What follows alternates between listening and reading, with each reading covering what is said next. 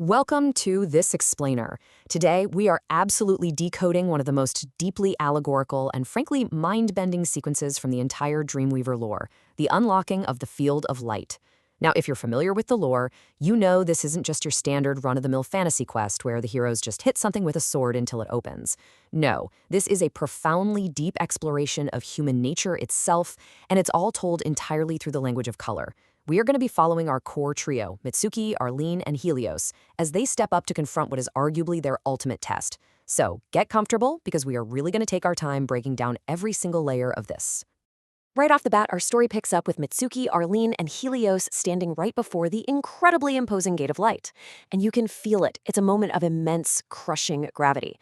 Barring their path is this mystical topaz tablet, and inscribed on it is a cryptic, demanding phrase: the power to define reality of truth and revelation. Now let that sink in for a second. This isn't just a password they have to guess. It's not a riddle. It is a foundational philosophical condition. To even enter this space, one must fundamentally understand that reality itself is shaped by profound, undeniable truths and ultimate revelations. It sets the stage instantly for us and for the heroes. It tells us that everything they are about to experience inside this gate isn't just an illusion. It's meant to strip away the noise and reveal the core absolute truths of existence itself. Okay, let's dive into this, because right on the gate itself, before they even step foot inside, we are presented with the ultimate visual anchor for the entire overarching conflict of this lore. We see an image of two titanic dragons, just massive. On one side, you have a dragon glowing brilliantly like a multifaceted rainbow, and on the other, you have a dragon shrouded entirely in thick, impenetrable darkness. And what exactly are they doing? They are locked in a violent, desperate struggle over the body of a mortal. This imagery immediately establishes the overarching duality of mankind. It's the eternal, agonizing tug of war between our highest, most enlightened potential, which is represented by that beautiful rainbow light, and our most destructive, ignorant impulses, represented by the thick darkness. This is quite literally the struggle for the human soul, put right there on the front door. And as Mitsuki touches the topaz tablet, recognizing this profound truth, a blinding golden light floods the gate, and it slowly, finally parts for them. Stepping through the gate, the trio is immediately bombarded by these incredibly radiant beams of pure white light. They have officially entered the Hall of Light. But as they look around, there is a magnificent paradox here. At the exact center of this hall blazes what appears to be a literal, actual sun. Mitsuki questions this right away, because, you would, right? But Arlene astutely observes something absolutely incredible.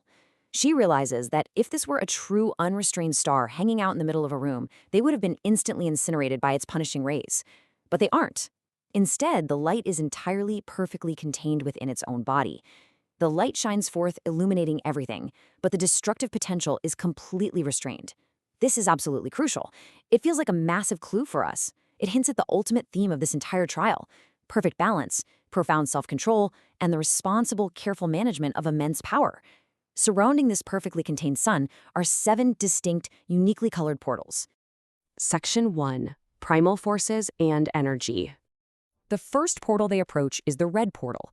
As a beam from the central sun strikes it, visceral, chaotic images of war and bloodshed flood the red hall. This is the rawest, most primal state of survival imaginable. The red light reveals agonizing scarcity. We're talking desperate struggles over incredibly limited resources and fierce, bloody battles over territory. It's really a micro-narrative about the purely selfish state of early humanity. But, and this is important, the text doesn't just show us villainy, it shows us duality.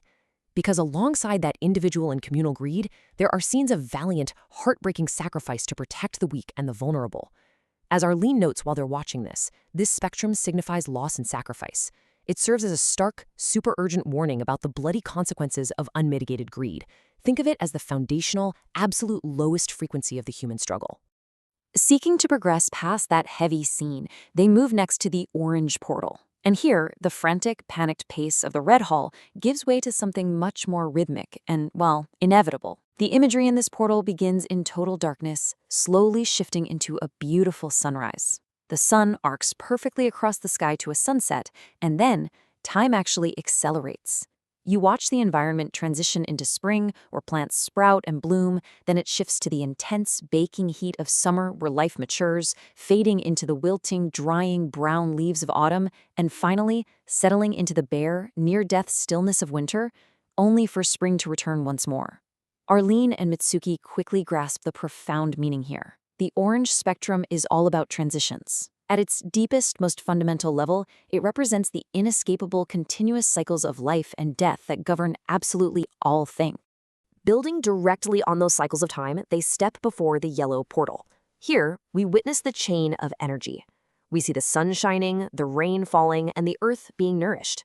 Because of that, plants grow, animals consume those plants, and then predators consume those animals.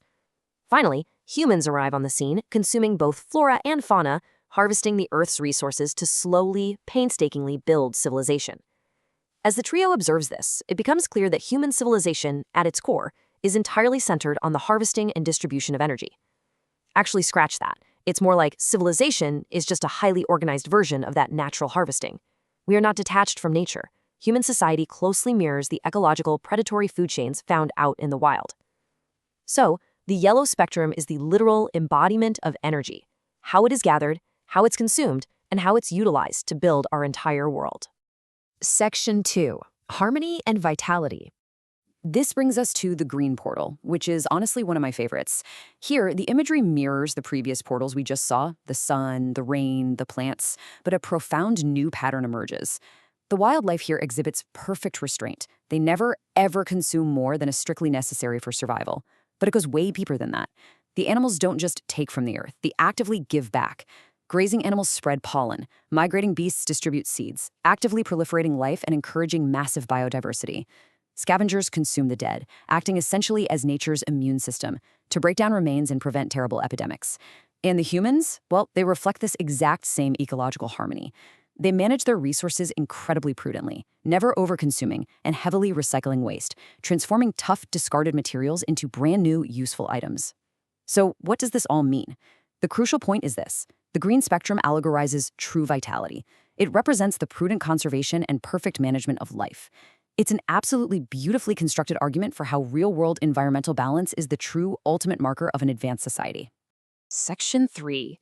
Consciousness and Mystery. As the central sun's beam hits the blue portal, the focus shifts entirely to human interaction. Instead of sweeping natural landscapes or food chains, they see humans communicating, but their bodies are enveloped in what the text describes as bioelectromagnetic auras. These are ethereal, glowing energies that alter their specific color in direct, real-time response to the individual's conscious state of mind. Now, what's really interesting about this slide is how it provides a fascinating visual representation of human psychology and emotional intelligence. With the blue spectrum, we are no longer talking about the physical body or the planet. We have completely crossed over into the manifestation of consciousness itself. Let's move along and see how this aura concept perfectly builds upon everything we've learned so far. You see, the colors of these auras aren't just random pretty lights. They map perfectly to the portals we just explored. When the humans in the vision engage in arguments and heated debates, their auras glow red, which totally calls back to that primal portal of war and selfishness. When they are dealing with stressful, time-sensitive events, they flash orange, the color of cycles and time we saw earlier. When they are seeking nourishment due to energy depletion, they glow yellow, the color of the food chain. When they feel deep, profound gratitude for life, they radiate green, the color of ecological harmony. When their mental state is completely at rest, they are blue. When they are engaged in spiritual activities, they glow indigo. And most ominously, when they are in violent, destructive states, their aura burns violet. The lore brilliantly uses these fantasy mechanics to visualize the entire spectrum of real-world emotional intelligence. It's just genius world building. Following that soothing blue light of consciousness, our trio steps toward the indigo portal. Inside, humans are shown deeply engaged in meditating and praying. And through this unified meditation, we witness an absolutely incredible evolution of symbols across eons of time. Remember those two titanic dragons locked in cataclysmic conflict from the very first gate, the ones struggling over the mortal body? Well, here in the indigo portal, through the lens of human spirituality, that exact image transforms. The violent dragons evolve into two fish, one white, one black, each carrying a portion of the other's color right on their crown, and they are bonded by an ethereal cord of light, pulling in opposing directions. This is an undeniable, super powerful allegory for yin and yang. It's a profound realization for our heroes. This represents how unique, disparate cultures develop their own unique interpretations of what is fundamentally the exact same universal truth. The indigo spectrum represents mystery and purpose, the unified spiritual thread that connects all human cultures across time. But the Indigo portal holds one final, truly breathtaking revelation. Those evolving symbols we just talked about eventually manifest as actual figures from the deep lore, Zan and Ayumi wielding their weapons. And finally, the portal showcases the grand tapestry portrayed on the Alpha and Omega gates. We see the beautiful dream and the seven souls of virtue locked in a desperate, universe-shattering confrontation with a terrifying entity known as the Weaver of Calamity. This isn't just a history lesson for the trio, it is a spiritual prophecy. It sets up an ultimate cosmic battle between virtue and total destruction, placing immense, world-ending spiritual stakes on the journey our heroes are currently undertaking. Section 4. The Violet Fall. Things take a very dark turn here. As the central sun strikes the violet portal, that beautiful, perfect harmony we saw back in the green portal is entirely shattered. We are shown horrifying, unflinching images of humanity's blatant abuse of nature. We see total disrespect for the natural order, shattered ecological boundaries, and violated territorial lines. And the consequences shown are immediate and absolutely devastating. Wars erupt across the globe, and natural disasters of every conceivable kind ravage the earth. It is a tragic, highly sobering depiction of humanity completely falling from grace. That perfect balance they could have maintained, that idealized green vitality, is destroyed by their own violent, unrestrained actions. And from this dismal, apocalyptic scene of global devastation, literally birthed from the very violence that issued forth from humanity's fall, a dark entity emerges. This is the Weaver of Calamity. It is described in the text as a horrifying being with 6 serpent-headed tails that literally drain vitality from everything they touch. Now, what is absolutely crucial to understand here is that this monster doesn't just invade from outer space or come from nowhere. No, the text explicitly links its emergence directly to mankind's violence and the breaking of the natural order.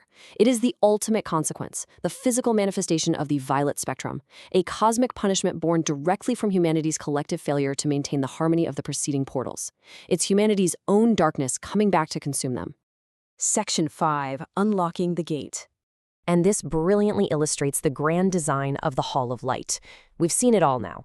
Once all 7 portals are activated, their individual colored light returns to the central sun, transforming it into a perfect cycling rainbow light.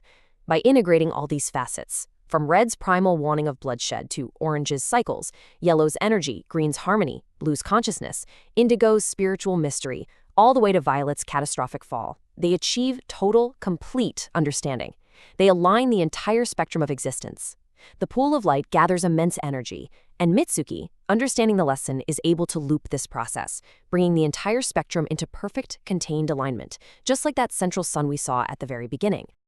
As Mitsuki sighs with intense relief, realizing they can finally unlock the gate of time, we as the audience are left to ponder the monumental weight of what they've just achieved. They haven't just solved a lock-and-key puzzle, they've internalized the entire allegorical history and potential fate of existence itself. So I want to leave you with this final provocative thought. What does wielding this newly formed, multifaceted rainbow light, a light born from understanding both the darkest, most depraved violence and the absolute highest spiritual harmony, actually mean for the Dream Knight's future? As they step through the gate of time, will carrying this profound truth within them be enough to stop the Weaver of Calamity? It's a huge question. Thank you so much for joining me on this incredible deep dive journey through the field of light. Keep questioning the lore, keep analyzing those details, and I will absolutely see you in the next explainer.